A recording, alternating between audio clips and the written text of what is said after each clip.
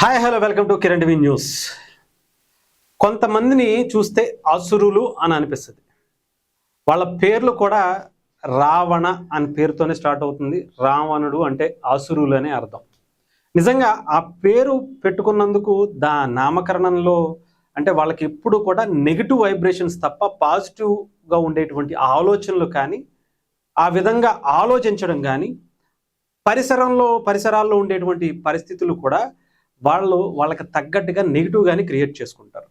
దాంట్లో వైఎస్ఆర్సీపీ చాలా బలంగా ముందు వరుసలో ఉంటుంది. అంతేకాకుండా దానికి సంబంధించి వైఎస్ఆర్సీపీకి ఎడిట్ అయిపోయిన ఈ మధ్య కాలంలో ఒక పేటీఎం పప్పి ఒకటి ఉంది. ఆ పప్పి పేరు ప్రశ్న పప్పి అంటారనమాట. ఈ పప్పి ఏం చేస్తుందంటే, మొన్నటి వరకు పవన్ కళ్యాణ్ గారి పేరు చెప్పుకుని కాస్తో కూస్తో పేరు సంపాదించుకుని ఒక ఫ్రేమ్ లాగా అంటే కొంచెం వాళ్ళని గుర్తుపట్టేటువంటి పేరు సంపాదించుకుని వైఎస్ఆర్సీపీ దగ్గరికి వెళ్ళి పప్పి అయిపోయింది. ఈ పప్పికి పవన్ కళ్యాణ్ గారు తప్ప ఇంకొకళ్ళు ఎవరు కనిపించరు. ఎందుకంటే పవన్ కళ్యాణ్ గారి పేరు చెప్తే కానీ, పవన్ కళ్యాణ్ గారి మీద ఏదో ఒక రకంగా బురద జల్లితే కానీ ఆ పప్పికి బిస్కెట్లు పడట్ల. ఆ బిస్కెట్ల కోసం కక్కుర్తి పడి ఏదంటే అది చేస్తూ ఉంటుంది. ఇంకా మనం పేర్లు చెప్పాల్సిన అవసరం లేదు. ఆ పప్పి రీసెంట్గా ఏం చేసిందంటే అడవి బాట పట్టింది. పవన్ కళ్యాణ్ గారు మనకు తెలుసుగా ఆయన గిరిజనులకి చాలా దగ్గరగా ఉండటం కోసం, వాళ్ళ జీవితాల్లో వెలుగు నింపటం కోసం 75 సంవత్సరాల స్వతంత్ర భారతదేశంలో ఏ ప్రభుత్వం ఏ నాయకుడు చేయనటువంటి విధంగా వాళ్ళని హక్కున చేర్చుకుని ఒక కుటుంబ సభ్యుల, ఒక కొడుకుల, ఒక ఇంటి బిడ్డల వాళ్ళందరి బాగోగులు చూసుకుంటున్నారు. ఇన్ని సంవత్సరాల్లో 77 సంవత్సరాలు పైగా అయిపోయింది మన భారతదేశానికి స్వతంత్రం వచ్చి. వాళ్ళకి రోడ్డు వేయలేకపోయారు, వాళ్ళకి నీరు తేవలేకపోయారు, కరెంట్ ఇవ్వలేకపోయారు. వాళ్ళ గురించి, వాళ్ళ బాగోగుల గురించి అడిగే నాదుడే లేడనే చెప్పాలి. అలాంటిది పవన్ కళ్యాణ్ గారు వచ్చిన తర్వాత రోడ్లు వచ్చాయి, నీరు వచ్చింది, వాళ్ళ ఇంట్లో వెలుతురు వచ్చింది, వాళ్ళకి ఒక హోప్ వచ్చింది, భవిష్యత్తు మీద ఒక ఆశ పుట్టింది. దానికి ప్రధానమైనటువంటి కారణం పవన్ కళ్యాణ్ గారు మాత్రమే.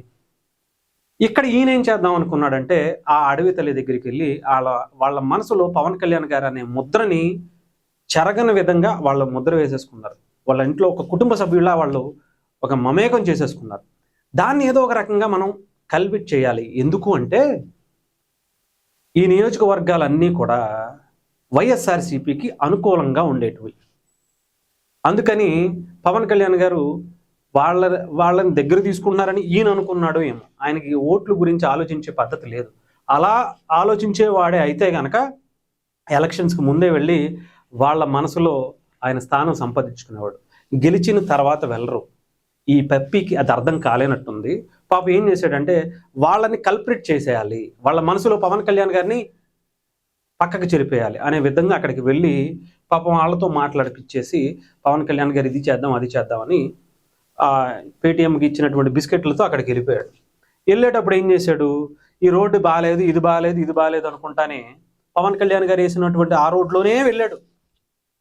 పైగా ఇక్కడ ఏం పనులు చేయలేదు, ఇదిగో ఇది కల్వర్ట్ కడుతున్నారు, ఇది ఇప్పుడు కడుతున్నారు, సంవత్సరం అయింది, ఇప్పటివరకు ఈ కల్వర్ట్ పూర్తి అవ్వాల. మరి సంవత్సరానికి కిందట నీకు బిస్కెట్లు పడేసేటువంటి వ్యక్తి ఏం పీకారు అని అక్కడ ఉన్న వాళ్ళు అడుగుతున్నారు. మనోడికి తలెక్కడ పెట్టుకోవాలో తెలియక అన్నీ మూసుకుని జాగ్రత్తగా ఉన్న వాళ్ళ దగ్గర 4 దగ్గర ఏదో ఒకటి చెప్పేసి మాట్లాడిపించేద్దాం అనుకుంటే ఎవ్వరూ కూడా పవన్ కళ్యాణ్ గారికి వ్యతిరేకంగా మాట్లాడకపోవడంతో మనోడికి ఏం చేయాలో తెలియక అన్నీ మూసుకుని వచ్చేసాడు అనమాట. కొంచెం గట్టిగా మాట్లాడితే తరిమేసేలా ఉన్నారా బాబేళ్ళు, మనకొద్దు అనవసరంగా పవన్ కళ్యాణ్ గారిని గెలుక్కోవటం, మనకు అర్థమైపోయింది ఇంకా సీను. ఇంకొకసారి కనుక ఇలాంటి ప్లేసుల్లోకి వెళితే వీళ్ళ నిజంగా మనల్ని మామూలుగా తనరు, ఆయన పేరు చెబితే కూడా మనల్ని ఉతికి ఆరేసేటట్టు ఉన్నారని భయమేసి బయటకు వచ్చారట. నిజంగానే మరి ఈయన వెళ్ళేటప్పుడు ఆ రోడ్డు పవన్ కళ్యాణ్ గారు వేసిందే. కలవర్ట్లు అంటే రోడ్డు వేసేటప్పుడు ఏవైతే కాలువలు ఉంటాయో ఆ కాలువల నిర్మాణం కోసం కలవర్ట్లు నిర్మాణం 1 ఇయర్లోనే పూర్తి చేశారు కాబట్టే అక్కడ వరకు వెళ్ళగలిగామని చెప్పి అర్థం చేసుకోవాలి. అర్థమైందా? మరి ఇన్ని సంవత్సరాలు మీ వైఎస్ఆర్ ఇంకా ఒక మాట ఒక ఆయన ఉన్నాడు, నేను పూర్తిగా ఒకసారి వినిపిస్తాను. డిమాండ్ చేసి ఈ విధంగా మరి ఇల్లు కల్పించాలి, రోడ్డు వేయించాలి, సరైనటువంటి మంచినీటి సదుపాయం కల్పించాలి, విద్య హాస్పిటల్ పినకొండ పిహెచ్ సార్ అక్కడ గాల్లో వెళ్తారా పైనుంచి? అంటే ఎలా వెళ్తారు? హెలికాప్టర్ పెట్టవాలా? హెలికాప్టర్లో ఏమన్నా నువ్వు ప్రొవైడ్ చేసావు? మరి జగన్మోహన్ రెడ్డి గారు హెలికాప్టర్లో తిరుగుతాడు కదా, మరి హెలికాప్టర్ నువ్వు పెట్టచ్చుగా, సీఎంఏ కదా, కొన్ని వేల కోట్లు దోచుకుని దొబ్బేసినవి ఉన్నాయి కదా, తండ్రిని అర్థం పెట్టుకుని పెట్టించచ్చు కదా, మరి లేదు. ఇలాంటి మాటలు అనమాట. వాళ్ళకి రేకులట రాజశేఖర రెడ్డి గారి టైంలో ఇచ్చారట, ఇప్పటి వరకు ఎవరు ఇవ్వలేదట. మధ్యలో ఉన్నటువంటి జగన్మోహన్ రెడ్డి ఏం చేశారు కదా అడగాలి కదా. మరి సంవత్సరంలో వచ్చినప్పుడు రోడ్లు వేసాడు, వాటర్ ఇచ్చాడు, వాళ్ళకి చదువుకోవడానికి మంచి అవకాశాల నుంచి ఒక వెలుగునిచ్చి కరెంటును కూడా ఇచ్చాడు. మరి జగన్మోహన్ రెడ్డి గారు బీప్ వేసుకోవాలి. ఏం చేశాడు? నోట్లో బిస్కెట్లు పెట్టుకెళ్ళావా పప్పి కదా? కొంచెం అయినా ఉండాలి, బుద్ధి ఉంటే. నిజంగా అంటే ఆ రావణ్ అని పేరు పెట్టుకుంటే ఇంకా దానికి సంబంధించి నీలో అలాంటి నింపేసుకుంటావేమో. మొన్నటి వరకు బాగానే ఉన్నావు, మరి ఇప్పుడు ఎందుకు ఇలా మారిపోయావంటే బిస్కెట్లు ఎక్కువ వస్తున్నట్టున్నాయి, ఆ బిస్కెట్లు బాగా టేస్ట్గా ఉన్నట్టున్నాయి. మరి తిను, పర్లేదు. అంతేగాని ఎవడి మీద పడితే ఎక్కడ పడితే అక్కడ వాగేస్తే తరిమేస్తారమ్మా.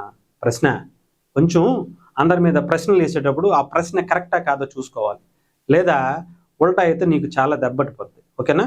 కొంచెం వెళ్ళేటప్పుడు ఆ ప్లేస్ ఏంటి, పవన్ కళ్యాణ్ గారు అక్కడ ఏం చేశారు, ఇలాంటివి కాస్తో కోస్తో తెలుసుకోవాలి. ఇంకొక దరిద్రమైన ఇంకొక పెద్ద దరిద్రం ఏంటంటే, నీ దగ్గర నువ్వు వెళ్ళిన నియోజకవర్గం వైఎస్ఆర్సీపీ గెలవక గెలిచినటువంటి నియోజకవర్గాలయ్యా. 2019లో ఆయనే గెలిచాడు, ఇప్పుడు ఆయనే గెలిచాడు.